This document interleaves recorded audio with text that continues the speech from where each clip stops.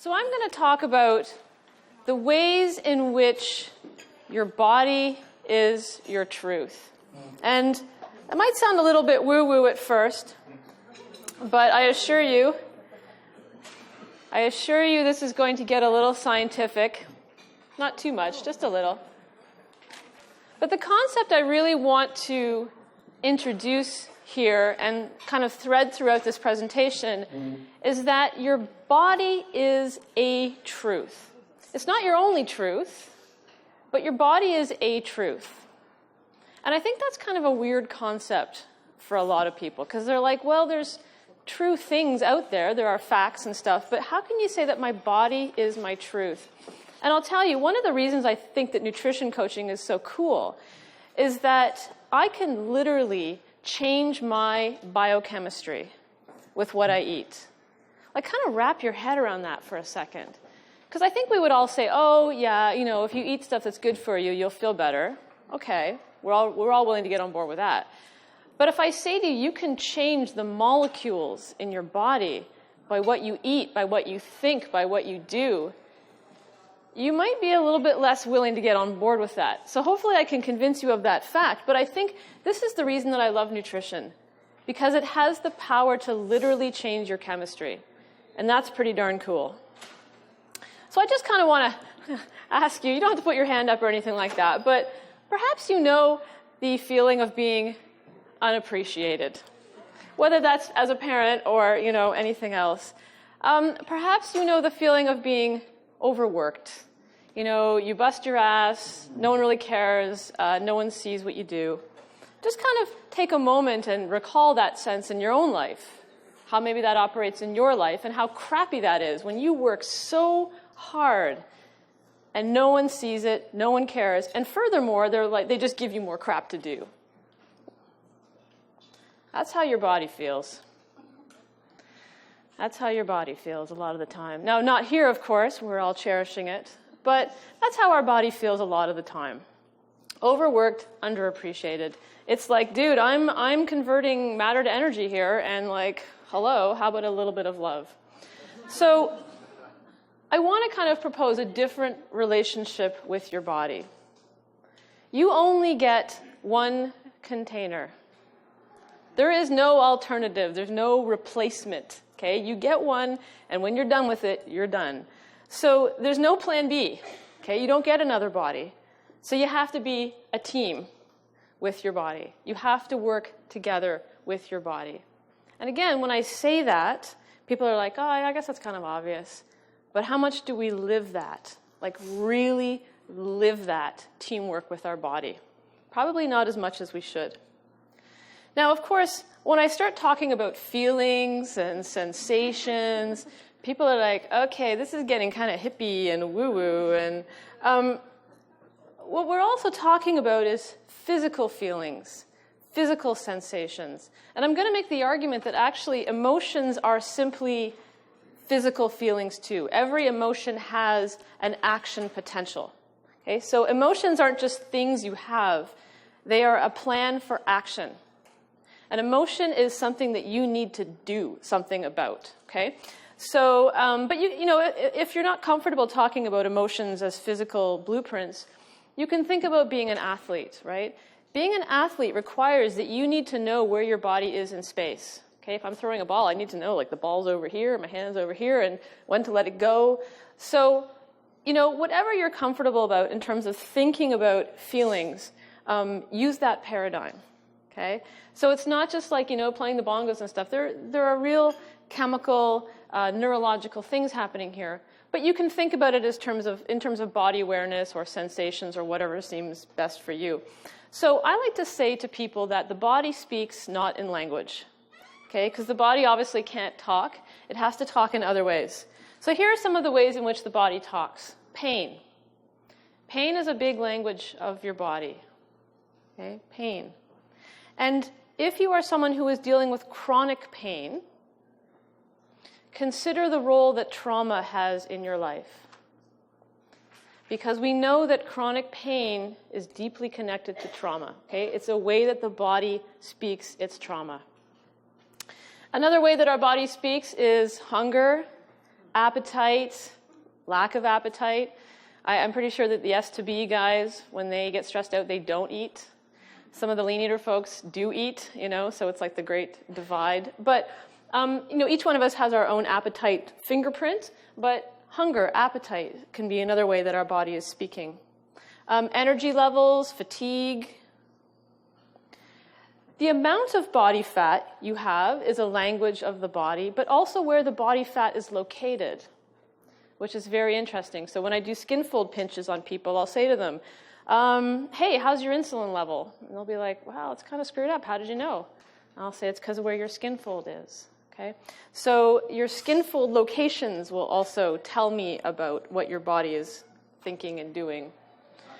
Your mojo, right? How is your mojo? Your interest in life, your vitality, your sex drive, your, all that kind of collection of things that makes you feel good. I think Patrick talked about like getting out of bed, just ready to kick the world in the ass, right? Do you have that? That's mojo, okay? That's another body language. So here are some important things to know about sensations and emotions. First, these are there for our survival, okay? They're not just inconvenient things that appear at awkward times and, whatever. I get verklempt. My family calls me crybaby. They're really sympathetic. I cry easily. I cry at inopportune times. But emotions are generally there for our survival. Okay? They have some purpose. They are our body keeping us safe. That's a really key piece. They also have neurological primacy. So they will fire before you think. So if I'm walking down the street and you jump out from behind a tree and you're like, boo, I will feel fear before my visual cortex fires and I see you. So before I see you and even know that you're like a person with a body who's attacking me, I will feel the fear. So by the time I realize it's you, I'll be like over here, right? I'll be running away first. We feel emotions in our bodies, and again, this is really, really important. I'll come back to this. But really, you can think of an emotion as like a physical action plan. If I get mad, I'm going to come and like beat somebody up, right? That's a plan of action. If I get scared, I'm going to run away. That's an action plan, okay? So emotions are really a blueprint for action. So what do? Do you cover the dashboard indicator light? Oh, sorry, I don't want to see that oil light thing. That's just awkward to me, No, of course, you deal with it eventually, right? You understand that this is something that says, pay attention. And the same thing is true of emotions. They're a signal saying, pay attention. There's something you need to know about this situation that you're in. My mom had this great expression when I was a kid of the uh-oh feeling. When you get the uh-oh feeling, you got to trust it, she would say, because sometimes you second-guess ourselves, right? Like there's some creepy dude next to us who are like, ooh, this guy's really creeping me out. But we're like, well, I don't want to make fun. That's when bad situations happen. So trust the uh-oh feeling, courtesy of my mom. So here's some fun anatomy. I just think this is so darn cool. So you can't quite see it in this slide because it's a little bit farther away, but you can see there's like a nerve running down the neck into the viscera. It innervates the heart, innervates the viscera. It innervates our face, our ears. This is the vagus nerve. This is so gosh darn cool. So the vagus nerve is intimately tied to our sensing of emotions. So literally, when I am angry, I can't hear you because the vagus nerve changes the configuration of my inner ear muscles. So when I'm in a blind rage, I'm almost literally in a blind rage because the vagus nerve is tuning stuff in my face geared at just, pounding the crap out of you or whatever I need to do. So there are actually physiological things that the vagus nerve controls in response to emotional states. Oh my God, this just blows my mind. It's so darn cool. So the key thing is, look at what the vagus nerve innervates down here. Our tummies, right? Our stomachs, our sense of hunger. So you're not crazy when you want to go and eat in response to something. I mean, first of all, there's drug-like responses happening in your brain. But literally, things can feel like hunger or feel like not hunger. something can be affected in your stomach by what's happening up here, your thoughts. So you can literally feel like, oh my God, I'm starving, or oh my God, I just want to puke, I don't want to eat anything, because of the actions of the vagus nerve. And I just think that's really neat, because it tells us that there is this link between our brain and our body. There's lots of links, but that's one good one. And here's another cool factoid, is that most of the vagus nerve traffic is upstairs. So it's taking signals from your gut to your brain. So gut feelings are real. You feel things here before you know things here. Again, you meet that person, they creep you out, or you're just like, I don't like that guy. And you can't even say why. You're like, well, I don't know, he seems nice, but I just want to, That's your vagus nerve saying, I'm sensing this. You might want to deal with this. 6 months later, you're like, I knew he was an axe murderer, right? But your gut knew first, okay? So it's a gut, it really is gut knowing. It's pretty cool. So some of the folks have seen this slide before. These are your 3 classic reactions to a threat. So you're going to either fight, you're going to run away, or you're going to freeze. And not a lot of people know about the third one. I call this like the checking out or the going limp response. So this is a couple of key pieces here. The first 2 are action responses. Fighting is an action response. Running away is an action response. Going limp is an inaction response. And the going limp, again, the kind of checking out, going numb, going blank, is what happens when you can't do the first 2. Okay, so when you feel trapped, when you feel immobilized, when you feel like you cannot fight or flee, is when you'll get the checking out response. Okay, so an example, I was in an airplane. I'm kind of scared of flying, but I do it anyway. But I took this tiny plane down to Virginia. Oh my God. And it was in a snowstorm. And I was telling someone about this. I knew that planes could have turbulence like this, up and down. I did not know they could have side-to-side turbulence, right? So I'm having up and down, side-to-side, kind of, and I can see, because the cockpit door is open, because it's a tiny plane, I can see the runway, like, doing this and up and down, and I'm like, okay, I'm about 50% sure I'm going to die here. Not 100%, but about 50%. And I could feel, all of a sudden, my arms started to go dead. You ever get an anesthetic, like, it's in your hand and you can feel it crawling up your hand? I could feel myself going dead. And I was like, uh-oh, I'm going into freeze response. Because I knew I was trapped, right? I'm going into freeze response, and I thought, oh my God, I don't want to pee my pants. So I'm going to have to get active here. So I sat in my chair and I fidgeted to bring myself back into the fight or flight response. So it's an immobilization response, which I think is really, really important to know. And the threat can be anything. The threat can be a lean eating lesson that you don't want to deal with, or an S to B lesson that you don't want to deal with, or a workout that is intimidating. Like you stand in front of the squat cage and you're like, you kind of feel yourself getting dizzy. You're like, oh, I don't want to do this, right? So any threat will cause these responses. And the way you respond is kind of individual to you. But it's progressive. So you'll start with fight or flight and move to going limp if you cannot move. So challenging lessons are a threat. Daily life stresses are a threat. Change itself is a threat. So you'll probably notice yourself evincing one or more of these responses as we go through the program. So feelings manifest in the body. And what I want to propose to you is that feeling fat is a feeling. Okay? Feeling lean is a feeling. Feeling scrawny is a feeling. Of course, feeling brawny, that's an awesome feeling, right? And, I'd have clients finish their workouts and they'd be like, look at this, I'm huge. I'm like, dude, you look the same, of course, as you did when you started, in my head, right? But in their mind, they have changed, right? So our perceptions of ourselves, or it's like, those days when you wake up and you're like, oh, I'm so fat. Well, you're the same as you were when you went to bed, right? You didn't wake up 50 pounds heavier. But a client will come to us and say, I feel bad, I feel fat, I feel scrawny. What they really mean is, I feel bad about something else. Okay, there's something else that's going on with me. And I think this is really indicated by this. So here's an example of how feelings manifest in the body. I mean, you can tell this guy's posture, it's like he's just collapsed, right? Well, what if I take the scale away? What is he feeling?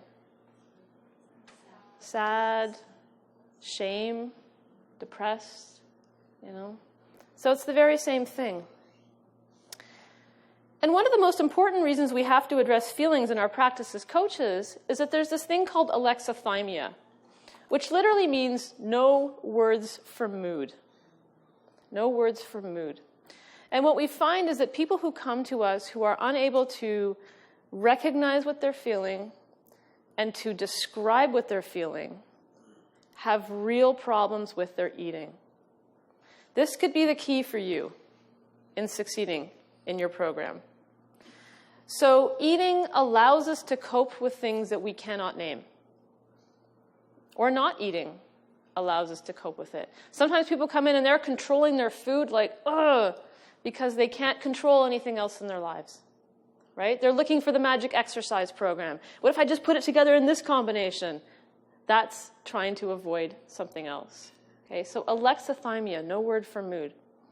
It is curable, so that's good.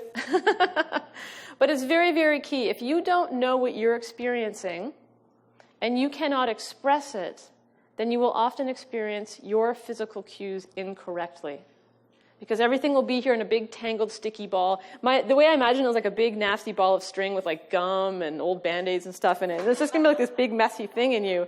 And you're not going to know how to interpret it. So you're going to go and you're going to go, you know, you're going to drink. You're going to eat. You're going to do something else to make this sticky ball go away. But if you can learn to name what you're experiencing and to be able to communicate it, that will go a long way towards solving it. So this is what I like to say. The only thing worse than feeling a painful feeling is not feeling it. Because these things drive us anyway. They're still driving the bus. And so imagine if I didn't have a gas gauge in my car, how in trouble I would be all the time. Now, often people are like, okay, but, you know, I don't want to feel sad because that's a negative emotion. Being angry is a negative. I don't want to be a negative. I don't want to bring people down. I think we want to actually talk about healthy versus unhealthy emotions. So sometimes being angry is like the healthiest thing you can feel. So unhealthy emotions immobilize us. They paralyze us. We get into ruts, you know, like, oh, I'm always pissed off at this person, right? It's a cycle. It's something we're stuck in. Whereas healthy emotions are mobilizing. They mobilize us to action. Okay? So healthy anger, unhealthy anger is constantly being in a rut with being mad at someone, you know, walking around with like a black cloud over you all the time. Healthy anger is like, hey man, that's not cool. You just invaded my boundaries. Now I'm pissed. And I'm going to do something about it. Okay? I'm mobilizing. So healthy emotions mobilize us into action. So here's a couple of equations for you, a little bit of math. Pain itself will not cause you damage. Okay? Pain itself will not cause you damage in terms of emotional pain or kind of sensation pain. It's when we resist and avoid it that we end up with suffering and dysfunction. So if something's hurting in my shoulder and I'm like, I'm just going to kind of brace against that and then kind of try to avoid it. And then I'm going to be walking all funny and now like my hip is all screwed up and my knee gets screwed up because I tried to avoid my shoulder pain, right? If I had just allowed myself to deal with the shoulder pain, I wouldn't be in this situation. So what we try to do in your coaching program is say, okay, you know what? Pain is inevitable. Suffering's optional. Okay? We can coach you through a different way to be with what you are feeling, whether that's physical or emotional. So I'm going to just run through a quick program of how to not be like this. First thing, notice and name. And actually, I'm just going to say that it's notice. Observe. Write your owner's manual. Become a keen observer, an archaeologist or anthropologist of yourself. Okay? Pay attention. What is happening in you? What are you experiencing? Both Dr. House and Sherlock Holmes, admittedly fictional, but they were both skillful diagnosticians because they were excellent observers. And as coaches, too, when you come to us, at this point, we've seen so many people, we can read your cues without even really knowing. So you'll come to us and you'll be like, I think this is what's happening to me. And we'll be like, oh, yeah, this is your situation. Because we can read your cues, even if you can't. So that's kind of good to know. And when you notice your cues, folks have seen this slide before. And you know when you have a dog and they're kind of listening to you, right? They're like, huh. So this is what I'd like you to do. When you find a cue in yourself, a signal, a sign, a pain, whatever, you go, oh, well, that's kind of interesting. Okay? You don't say, oh, this is bad, I'm wrong for feeling this. No, you just be with it. So I don't deal in should in my business. I deal in what is. Okay? For whatever you bring me is what I work with. Okay? I don't say, oh, you should have done this, you should have done that, you should be this. No, no, no. I deal with what is. Okay? Because otherwise you're just hugging the cactus. Okay? The harder you hold on, the more it stabs you. Okay? So if you try to hold on to what should be, you're going to end up hugging the cactus. You're going to feel sad in your coaching program sometimes. There are going to be things you will have to give up. And that sucks. And it's okay. You know, I've had people, like for me, the 80% full habit was the huge one. You know, and I'd get to the end of a meal at 80%, and I'd feel this overwhelming sadness, like, God, this is so depressing, right? And it wasn't until I could kind of understand that as a kind of sadness that I was able to actually start doing it. Very interesting. So grief is very significant in your coaching journey. You often have to mourn or give up things. So here's step 2. So we've had the notice. Now we're going to name. Okay? It's like what? What's happening is what? If you can stick a metaphor on it, that's great. You know, like if you go to someone like Dev and you're like, I feel bad. He's like, is it stabby pain? Is it tingling pain? Is it, you know, where is it? Is it localized? Is it broad? The more you can be descriptive about what you're experiencing, the better. So that goes for physical pain. It goes for emotional pain. Write it down. Okay? Write it down. Again, physical pain, even if it's something as uncomplicated as physical pain, if you go to the doctor and you have a complete list of like, okay, it's about the size of a quarter and it's kind of tingly and it hurts when I lie on it and it hurts more in the morning, you're going to get way more out of that than like, I don't know, my shoulder hurts, right? Same thing with emotional stuff, okay? The more you can describe, the better. And I just want to give you a quick case study of a client that I had when I was coaching who seemed to defy the laws of nature. And so this is a good illustration of your body is your truth. And again, your body is unflinchingly honest. It doesn't care what you want. It doesn't care what you think you should do. It's going to give you the straight up real deal, okay? So here's this client's reality. Eating 1,100 calories a day. She had restricted herself to 2 meals a day. She was intermittent fasting at the rest, you know, she was not eating the rest of the time. She was sleeping 4 hours a night. She was commuting 3 hours a day to a job that she hated. She was in early menopause but did not want to admit it. Okay, she was not aging. No, aging was for other people, not for her. She was taking care of her aging mother, whom she did not like, so they didn't get along. She was training CrossFit every day and doing other hard training at other times, intervals or whatever. She was eating 0 carbs. This drove me insane. I'd be like, look, would you just eat some lentils? And she'd be like, no, because lentils turn into glucose, and glucose is bad, and I'm not eating bad, evil glucose. So she would not eat any carbs. She was angry as hell. She hated life and me. She had fat collecting around her midsection, okay? And she was pissed, you know, and it would get worse and worse and worse, and she would starve and starve and starve. And her digestion was terrible. So we, you know, on the outside, we kind of think like, how can this be, right? Because we often think of the body as like this machine. Well, if I feed some stuff into it, some stuff should come out. And if I feed 1,100 calories to someone, well, they should lose weight, right? Like, obvious. It works a little more like this. This is a schematic diagram of your body. So there'll be an exam on that later. So it's really, your body is a highly dynamic system of feedback loops and connections. Okay? It's very responsive to what you do, what you think, what you feel. Now, in this particular client's case, metabolically, she was kind of like this. Okay? So she was not recovering. She was self-starving. She was punishing her body with grueling workout routines. So her body was like, oh my God, like fire in the hole. We have to protect this organism from dying.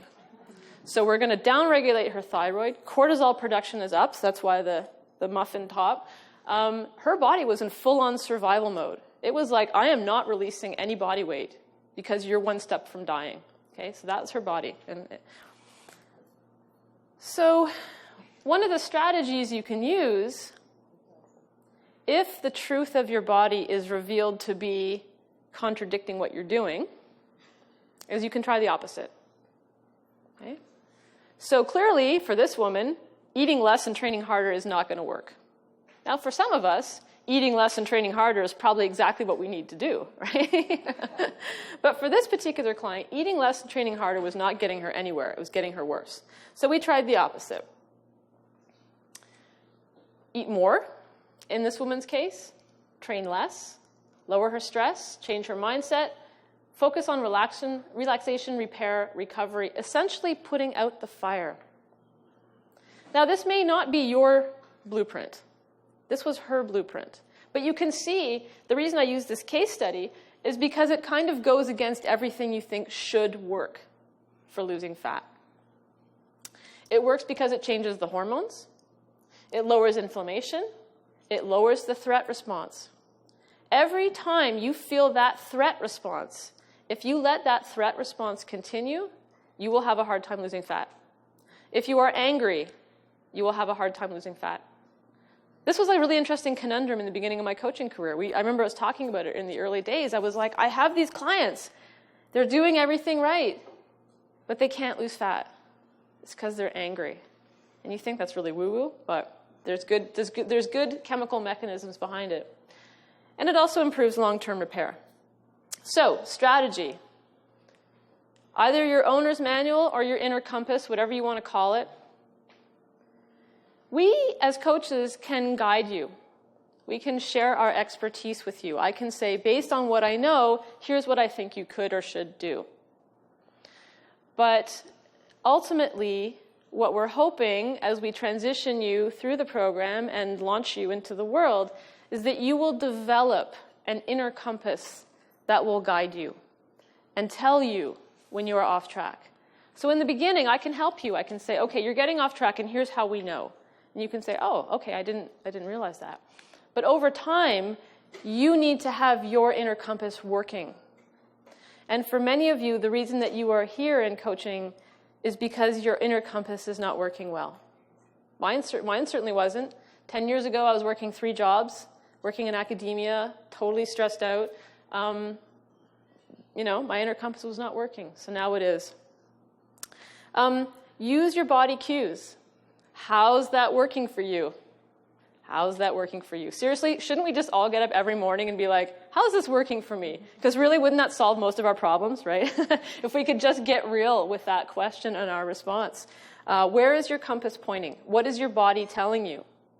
Okay, what are the signs? Another strategy. Your compass isn't just about going away from bad stuff. It's going towards the awesome. Go towards the awesome. Because ultimately, that's what this is about. I like to say that in our coaching, there's like 3 J's, right? There's the journey. This is a journey, and you want to enjoy it. The second piece is the joy. This is joy-based coaching. This is not punishment-based coaching. This is joy-based coaching. I think John really captured it well. I enjoy things now. I seek out fun things now. The third J is juicy. Live a juicy life. Live a juicy life, man. This is a means to an end. Okay, getting fit is not an end in itself. It lets you do other things. So, just a quick recap. How to make your body your truth. Notice a name. Become an anthropologist of yourself. And learn your signals. Everyone's going to have an individual fingerprint, body print, whatever. I know my signals now. I'm really finely tuned, but it took me a long time. So this is going to take practice. Experiment. Try an opposite day. Okay, so if what you're doing isn't working and it's obvious, try something else. Ask your coach for ideas, or just do the opposite. Grab the low-hanging fruit. check with your inner compass. The more you know your signals, the easier this will be. So this, again, will take practice, right? How do we feel here, body? Body's like, I feel pretty good. You know, we just ate that. We just ate that new food. How are we feeling? Body's like, all right, I liked it. Gave me energy, all right. Hey, body, how'd you like that glass of red wine? Body's like, I'm going to be producing a lot of histamines on this one, so enjoy the headache. Okay, sadly, red wine's off. See, that was one thing I mourned, I tell you. Red wine. Aging sucks. Okay. And the fifth thing is follow the awesome. Okay? That should be where your compass is pointing. Your compass north should be awesome. So let me just leave you with this question. Is what I am doing now sustainable? Could I follow this path down the road? Okay? Does my inner compass tell me something needs to change? Do I need to steer a little bit to stay on the road? What's the indicator light on my dashboard saying? If I'm going to get real honest with myself, like real, like 3 a.m. kind of confrontation with reality, honest with myself, what is my compass telling me? When I was in academia and I was chasing the tenure, whatever, hamster ball, and I was like, I have to get tenure. And my husband was like, if you get tenure, you get to do this for the next 30 years of your life. And literally, I wanted to throw up. And I thought, that's probably a bad sign. So, so that's why I'm not an academic anymore. But that was my body like, do not. So miles down the road, if I keep going like I'm going, what's going to happen? Maybe you're doing what you need to do right now. Maybe your right now is good, right? But keep thinking, okay, 6 months from now, 12 months from now, 3 years from now, 10 years from now, if I keep going how I'm going, is that good for me? Okay? Just something to think about. And I'm going to leave you with that, just something to think about. Is what you're doing now sustainable? Where is your inner compass pointing? Thank you.